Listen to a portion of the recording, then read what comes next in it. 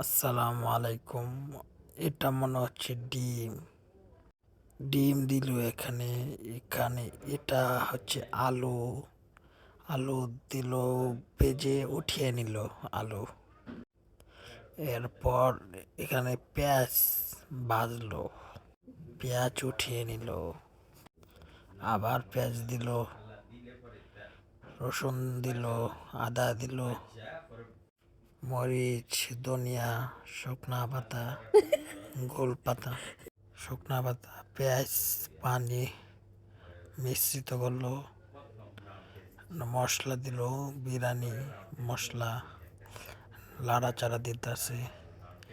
নাড়াচাড়া দেওয়ার পরে এখানে দিল রাইস, চাউল দিল, বাড়ি মারলো চাউলের ডিব্বায়, লাড়া মারলো, মিশে গেল,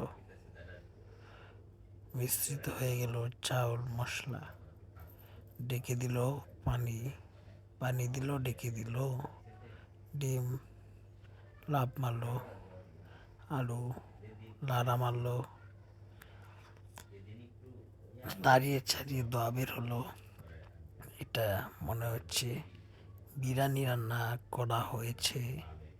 এখানে মশলা দিতেছে, পেঁয়াজ